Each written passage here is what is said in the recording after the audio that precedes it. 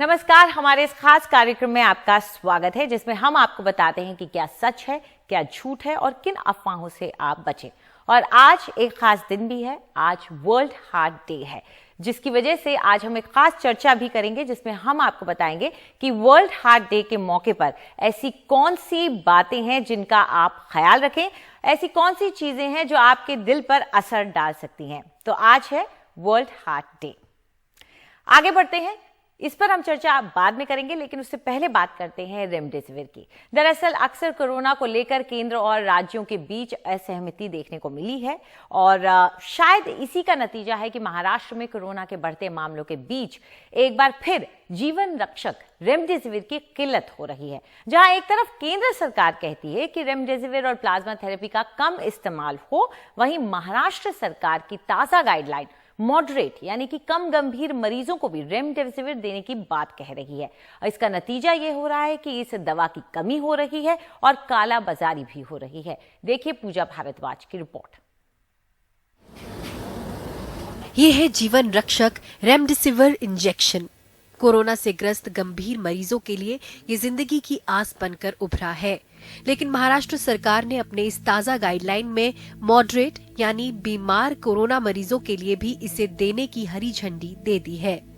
नतीजा, मुंबई ही नहीं महाराष्ट्र के कई जिलों से इस जीवन रक्षक इंजेक्शन की कमी की रिपोर्ट आ रही है।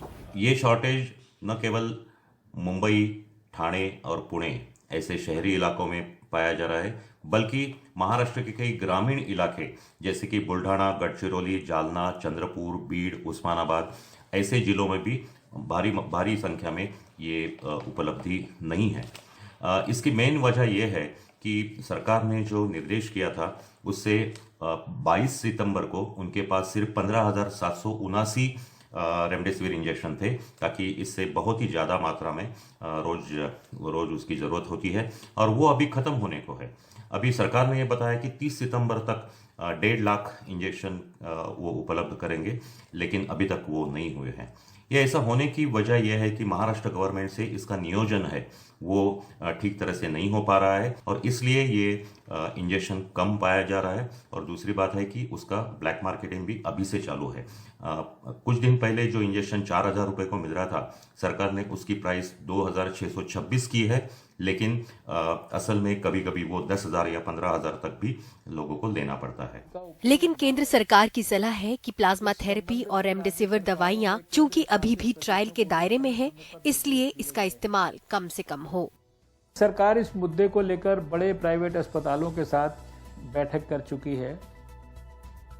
इसमें एम्स के डायरेक्टर भी मौजूद रहे हैं। बैठक में प्राइवेट अस्पतालों को साफ निर्देश दिया जा चुका है कि वे नियमित उपचार के रूप में इनका उपयोग ना करें। इस संबंध में राज्य सरकारों व केंद्र शासित प्रदेशों को भी समय समय पर निर्देश दिए गए हैं। राज्य और केंद्र सरकार के बीच जीवन रक्षक दवा और प्लाज्मा थेरेपी को लेकर भले ही उनके सुझावों और निर्देशों में जरा उलझन दिख रही हो, लेकिन मुंबई के लीलावती के वरिष्ठ डॉक्टर बताते हैं कि रेमडेसिविर और प्लाज्मा से कईयों की जान बची है। जिसको मन में आता है कह देता है, अरे ये इससे दवाई से कुछ फायदा नहीं है, उस दवाई तो हमारे पास दवाइयाँ बची क्या है। बाकी जो सीरियस हैं, जिनका ऑक्सीजन कम होता है, जिनको बाईपैप या वेंटिलेटर लगता है, उनको हमको रेमडेसिविर देना पड़ता है, उसको हमको टोसिलिजुमैब देना पड़ता है। तो हम कहाँ से लाएं? वो प्लाज्मा देना पड़ता है। अब लोग कहते हैं प्लाज्मा का फ़ायदा नहीं है, लेकिन हमने दिया है। ऐसे नहीं है कि कुछ लोगों को फायदा हुआ है, कुछ लोगों को नहीं हुआ है। महाराष्ट्र में कोविड के मामले 13 लाख के पार पहुंच चुके हैं। 300 के ऊपर मौतें हो रही हैं। वैक्सीन पर तस्वीर साफ नहीं, बीमारी की कोई तय दवा नहीं। ऐसे में कुछ जिंदगियां बचा चुकी दवाओं या थेरेपी में कोई रुकावट ना हो, हेल्थ एक्सपर्ट्स यही मांग कर रहे हैं। मुंबई से पूजा भारद्वाज की रिपोर्ट, एनडीटीवी इंडिया के लिए। हम आपको ग्राफ के जरिए दिखाने की कोशिश करेंगे कि इस वक्त हमारे आंकड़े क्या कह रहे हैं। अगर आप प्रतिदिन आने वाले मामलों के ग्राफ को देखें, यानी कि रोज कितने मामले सामने आते हैं, तो इससे साफ होगा कि धीरे धीरे इन आंकड़ों में कमी आ रही है।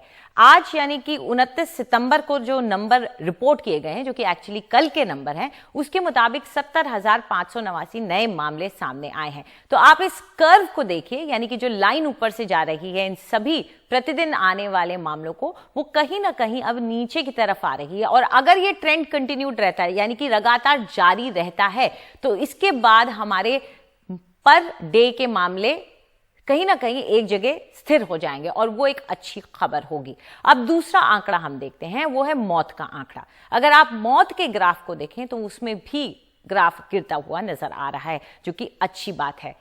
1000 के नीचे आ गई हैं मौतें, जो कि हम उम्मीद कर रहे थे हो, और 776 नई मौतें रिपोर्ट की गई हैं आज के दिन। यानी कल कितनी मौतें हुई उसका आंकड़ा ये है। और पिछले कुछ दिनों से इसमें भी कहीं ना कहीं ठहराव आ गया है। हमारी कोशिश यही रहनी चाहिए कि इसमें ठहराव रहे।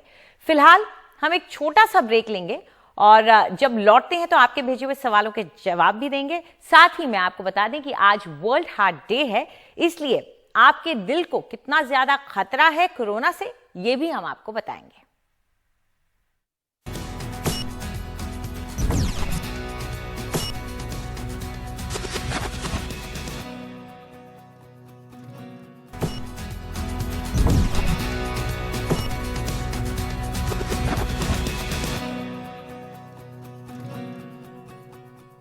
हमारे इस कार्यक्रम में आपका एक बार फिर से स्वागत है। जैसा कि हम आपको कह ही रहे थे, आज वर्ल्ड हार्ट डे है, तो कोरोना का क्या खतरा है आपके दिल को, इसके बारे में हम चर्चा करना चाहते हैं। दरअसल जर्मनी में एक रिसर्च हुई थी जिसके बाद पता चला कि लंबे समय तक दिल पर असर छोड़ सकता है कोरोना का वायरस।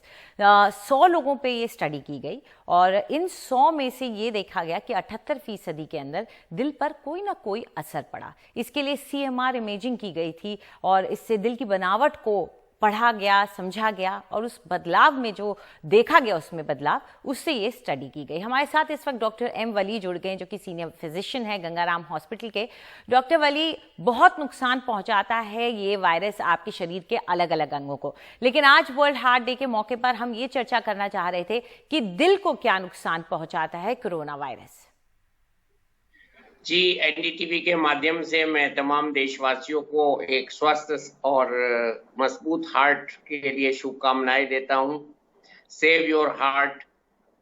अभी तो हम सेव हार्ट की बात करते थे, एक्सरसाइज से करिए, स्मोकिंग से करिए छोड़ के, और अल्कोहल को छोड़ के करिए और योगा से करिए, लेकिन अब हमें कोरोना से बचना है। कोरोना महादुष्ट वायरस है और ये हार्ट में सबसे ज्यादा एस रिसेप्टर्स होने की वजह से इसकी एफिनिटी हार्ट में जाने की सबसे ज्यादा होती है।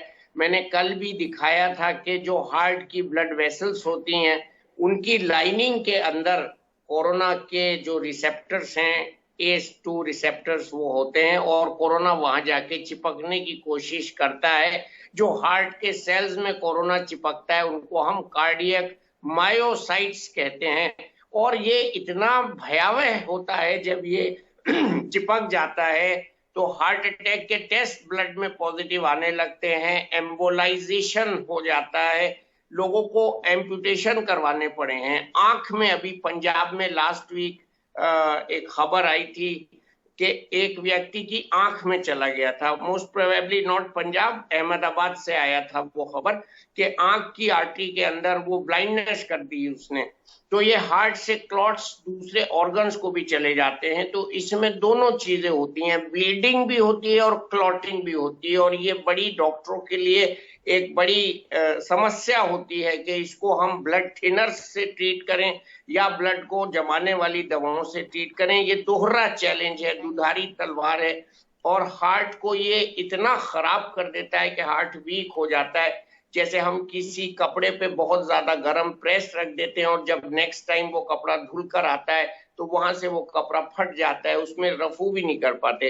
ऐसे हार्ट की कंडीशन को, ऐसे हार्ट का वो ग्लू बना देता है, आटा बना देता है कि हार्ट का वो मसल जो जिंदगी भर सुकड़ता है, जिसने कसम खाई है कि मुझे नहीं रुकना है, अपना काम करते रहना है, उस मसल्स को ये ऐसा कर देता है, बेकार कर देता है कि हार्ट लोगों के फैल जा रहे हैं, लोगों को फ्लूइड आ गया है हार्ट की झिल्लियों में, लोगों को हार्ट अटैक की चेंजेस ECG में देखी गई हैं। और वो क्लॉट्स लंग में भी गए हैं हार्ट से, और हार्ट की जो आर्टरीज हैं उनमें भी क्लॉटिंग हुई है।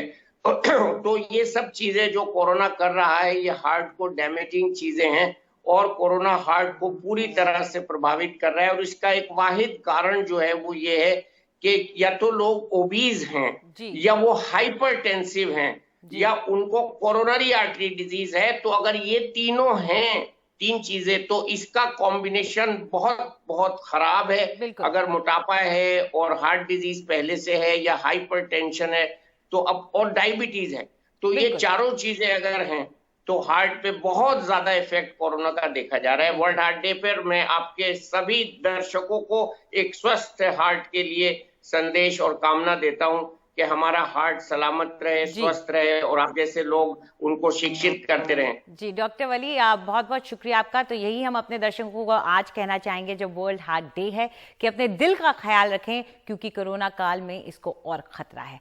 चलिए, अब वक्त आ गया है आपके भेजे हुए सवालों के जवाब देने का, और इसके लिए हमारे साथ डॉक्टर नीति तलवार जुड़ गई हैं, जो कि सीनियर कंसल्टेंट है फोर्टिस मेमोरियल रिसर्च इंस्टीट्यूट की। शुक्रिया डॉक्टर तलवार। सबसे पहला सवाल हम ले लेते हैं, जो कि स्तुति ने हमें भेजा है आसनसोल से। नमस्कार, मेरा नाम स्तुति भौमिक है और मैं आसनसोल से हूँ। मेरा प्रश्न ये है कि क्या कोरोना वायरस का युवाओं पर लंबे समय तक असर रहेगा? धन्यवाद। First of all thank you very much, और I am very happy with this question कि हम लोग अभी की ही नहीं, फ्यूचर की भी अभी चिंता करने लग पड़े हैं। तो मेरे दो ही I want to focus on 2 points, that corona is here to stay. ये अभी रहेगा, काफ़ी टाइम तक रहेगा, एंड हमने अपने गार्ड को कम नहीं करना है। We should not be lowering our guard. जो बच्चों में I am a paediatric pulmonologist, तो मैं बच्चों पे ही फोकस रख के बात करूँगी कि जो एडोलेसेंट्स हैं, जो बच्चे हैं, उनमें एक नई तरीके की कॉम्प्लिकेशन कॉमनली अभी देखने को मिल रही है, and that is multi system inflammatory syndrome in children, MISC। तो ये कंडीशन हमको यूँ है कि कोरोना मान लो हो गया है, even if it is mild and may be it has required home quarantine only, मगर फिर भी अराउंड 3 to 4 वीक्स के बाद में बच्चों को सिम्टम्स आ जाते हैं। बच्चे vomiting and red eyes, vomiting, diarrhoea, lethargy, ये सब सिम्टम्स आ जाते हैं। तो प्लीज़ आप ये मत समझिए कि कोरोना हो गया है, कोरोना से आप निकल आए हैं स्वस्थ, तो आगे हमको डर की बात नहीं है। We have to keep a look out, और अगर ऐसा कोई भी सिम्टम होता है, एट द अर्लीस्ट आपने अपने डॉक्टर से संपर्क करना है, so that we can decide whether teleconsult से आपकी हेल्प कर सकें कि वैसे ही फोन से कर सकें या आगे की। चलिए अगला सवाल ले लेते हैं, वक्त हमारे पास कम है। डॉक्टर सुरेंद्र सवाल पूछ रहे हैं। मैं सुरेंद्र नोएडा से, मैं ये जानना चाहता हूँ कि अभी यात्रा करना और होटल में रहना कितना सुरक्षित है। एक लंबा वीकेंड आ रहा है और लोग लॉकडाउन के बाद बाहर निकलना चाहेंगे। डॉक्टर एब्सोल्युटली नो, बिकॉज यही टाइम है जो हमको कम आंकड़े दिख रहे हैं, वो suddenly they will be shooting up, and believe me it will correspond, यही लंबी छुट्टियों के साथ ही कॉरेस्पॉन्ड करेंगे। हम बिल्कुल गवर्नमेंट को अपनी पॉलिसीज के साथ देश को अपने नॉर्मल लाइफस्टाइल पे लाना है, मगर हमारी जिम्मेवारी है कि हम अपना गार्ड लोअर ना करें, हम अननेसेसरीली होटल्स में मत जाएं, बिकॉज ये कोई साधारण बीमारी नहीं है। It is a question of life and death of your self और आपके बच्चे, आपके माँ बाप, आपके परिवार के लिए। तो आप जाके अगर स्वस्थ आ भी जाते हैं तो आप ट्रांसमिट कर सकते हो, तो please don't take it lightly. ये और वायरस की एक खास बात है कि वो है ना, एवरीथिंग इज सर्वाइवल। तो बैक्टीरिया, वायरसेस भी सर्वाइवल के लिए म्यूटेशंस करते हैं। Already reports are coming in के म्यूटेटेड स्ट्रेन्स आ रहे हैं और वो एक दोबारा से हमला कर रहे हैं। सो आज का मंत्र एक ही है, adapt and evolve, get used to living this way and you will survive. तो रिस्क बिल्कुल ना ले, डॉक्टर साहब का भी यही कहना है। शुक्रिया हमसे बात करने के लिए। रिस्क ना ले, मास्क पहने। हम आपको बार बार बस यही बात बोलते रहते हैं और आज भी वर्ल्ड हार्ट डे के मौके पर जाते जाते यही कह रहे हैं, अपना दिल अगर आप बचा के रखना चाहते हैं तो मास्क पहने। नमस्कार।